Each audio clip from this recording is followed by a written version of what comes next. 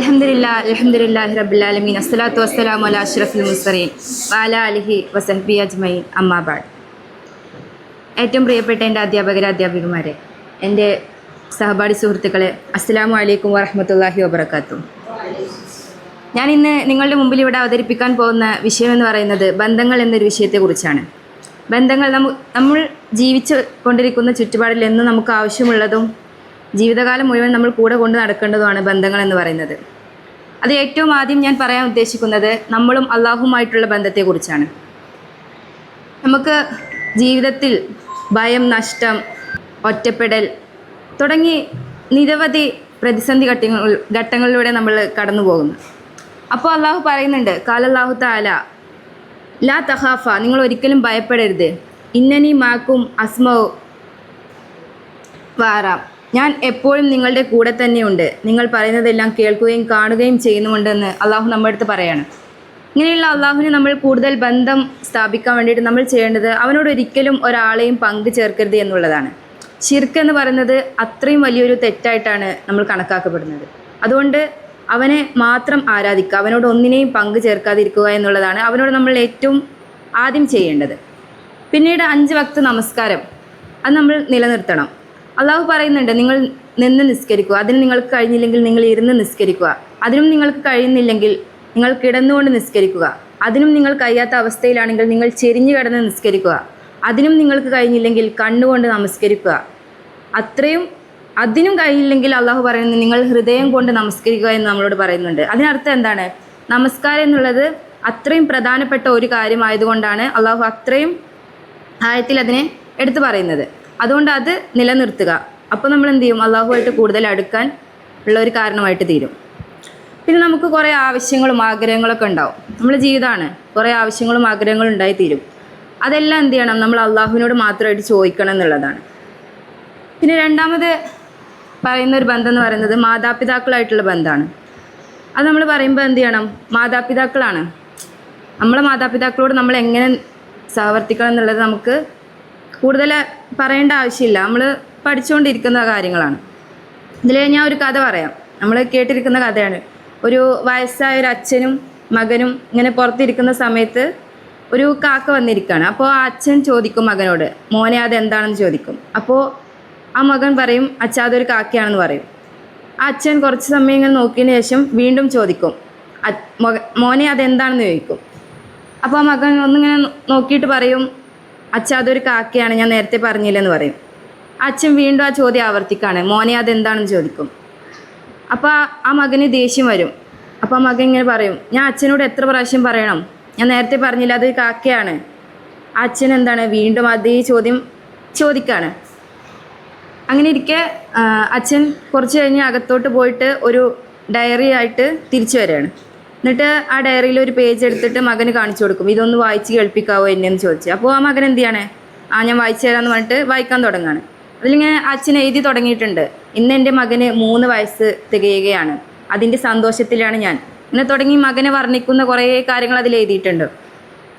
എന്നിട്ട് അതിൽ അച്ഛൻ എഴുതി തുടങ്ങുകയാണ്, അവൻ ഇന്ന് എൻ്റെ അടുത്ത് ആദ്യമായി ഒരു ചോദ്യം ചോദിക്കുകയാണ്.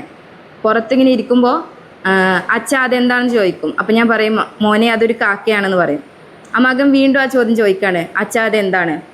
അപ്പോൾ വീണ്ടും ആ അച്ഛൻ ഒന്നുകൂടി സ്നേഹത്തോടെ പറയും, മോനെ അതൊരു കാക്കയാണ്. ഇങ്ങനെ ചോദിച്ച് അച്ഛൻ ലാസ്റ്റ് ചെയ്തിട്ടുണ്ട്, ഇന്ന് 20-ലധികം പ്രാവശ്യം അവൻ എന്നോട് അതേ ചോദ്യം തന്നെ ചോദിച്ചു, പക്ഷെ ഞാൻ അവനോട് ദേഷ്യപ്പെട്ടില്ല. ഏറ്റവും കൂടുതൽ സ്നേഹത്തോടു കൂടെയാണ് ഞാൻ ഓരോ മറുപടിയും അവനോട് പറഞ്ഞിരുന്നതെന്ന് അച്ഛൻ എഴുതിയിട്ടുണ്ട്. അപ്പോൾ ആ മകൻ എന്താണ് മനസ്സിലാവാണ്, അച്ഛൻ എന്നെ എത്രമാത്രം നോക്കിയിട്ടുണ്ട്, എത്രമാത്രം ലാളിച്ചിട്ടുണ്ടെന്നുള്ളത് മനസ്സിലാവാണ്. അപ്പോൾ ഇതിൽ നിന്ന് മനസ്സിലാക്കേണ്ടത് എന്താ വെച്ചാൽ, നമ്മൾ പ്രായമായി കഴിഞ്ഞാൽ ചില ആൾക്കാരുണ്ടാവുമല്ലോ, ഭംഗി പോയി, ഇനി നോക്കാൻ വയ്യ, എനിക്ക് എൻ്റെ ബാധ്യതകളുണ്ട് കുറേ, പിന്നെ ഞാൻ ഇവരെ എങ്ങനെ നോക്കും? ഇങ്ങനെ പ്രായമായി കഴിയുമ്പോഴാണ് മക്കൾ മാതാപിതാക്കൾ ഒഴിവാക്കാൻ കൂടുതലായിട്ട് ശ്രമിക്കുക. നമ്മളങ്ങനെ ചെയ്യരുത് എന്നാണ് പറയാനുള്ളത്.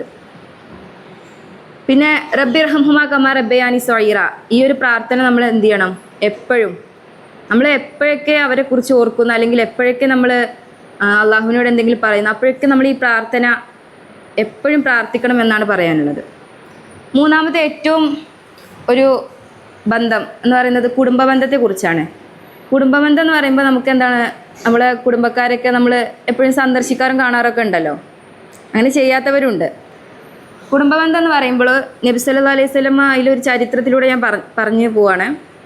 മദീന പള്ളിയിൽ ഒരു ദിവസം നബി നമസ്കരിക്കുന്ന സമയത്ത് ഒരു ആറാബി, ഒരു ശത്രു വന്നിട്ട് നബി സല്ലല്ലാഹു അലൈഹി വസല്ലം നെറ്റി വെക്കുന്ന ഇടത്തിൽ വന്നിട്ട് മൂത്രമൊഴിക്കുകയാണ്, സുജൂദ് ചെയ്യുന്ന ആ ഒരു സ്ഥാനത്ത് വന്നിട്ട്. അപ്പോൾ സഹാബാക്കളൊക്കെ ഇങ്ങനെ ദേഷ്യത്തിൽ വാളൂരിയിട്ട് നിൽക്കുക.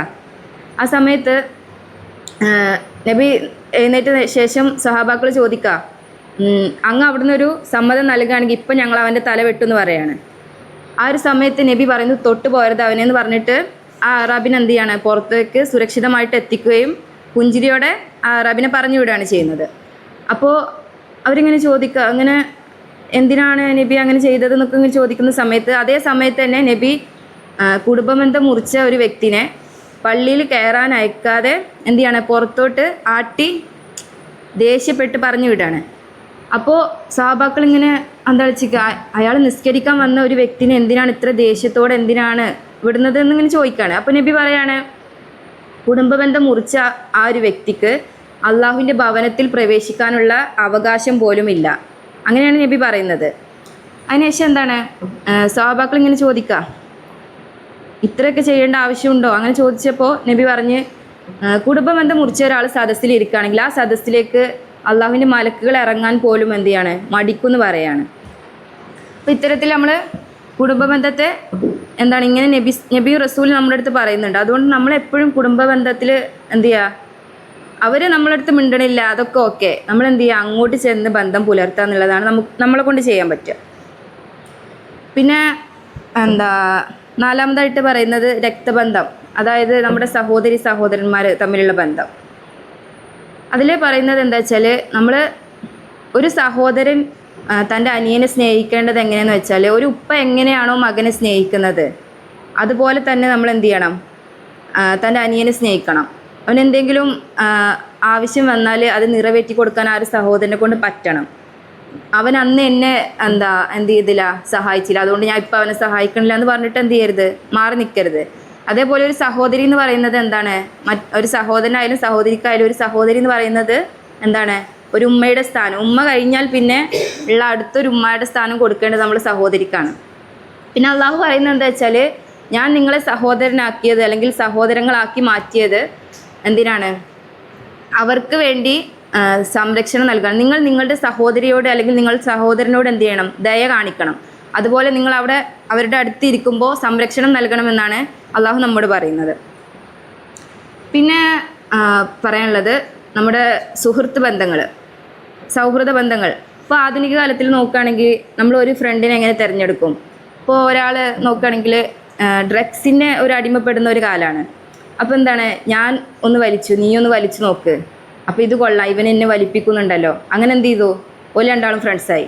അല്ലെങ്കിൽ ഒരു അടി നടക്കുകയാണ്, അപ്പോൾ എന്നെ തല്ലിയാളെ തിരിച്ചു തല്ലി, അപ്പോൾ എന്തായി, ഓ എന്നെ സംരക്ഷിച്ചല്ലോ, എന്നെ തിരിച്ചു തല്ലിയല്ലോ, അപ്പോൾ എന്തായി, അവിടെ ഓല് രണ്ടാളും ഫ്രണ്ട്സായി.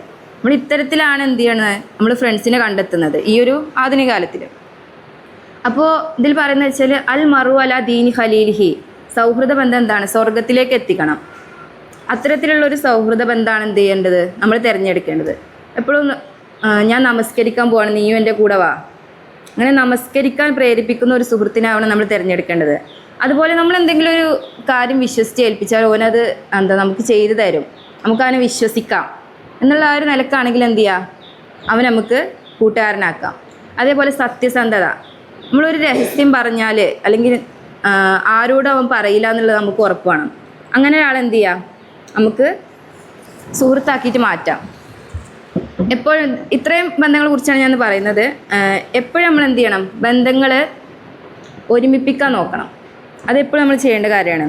നമ്മളെന്ത് ചെയ്യുക, ഇങ്ങോട്ട് നമുക്കൊരു ബന്ധമില്ല, അവരിങ്ങോട്ട് മുണ്ടൂല, അവരിങ്ങോട്ട് സംസാരിക്കാൻ വരില്ല, നമ്മൾ വിളിക്കുന്നിടത്തേക്ക് വരില്ല, ഒക്കെ പോട്ടെ, നമ്മൾ എന്ത് ചെയ്യുക, അങ്ങോട്ട് ചെന്നിട്ട് ബന്ധം പുലർത്തുക എന്നുള്ളതാണ്. നമുക്ക് എല്ലാവർക്കും നല്ല ബന്ധങ്ങൾ അള്ളാഹു നൽകുമാറാട്ടെ എന്ന് പ്രാർത്ഥിച്ചുകൊണ്ട് ഞാൻ എൻ്റെ വാക്കുകൾ നിർത്താണ്.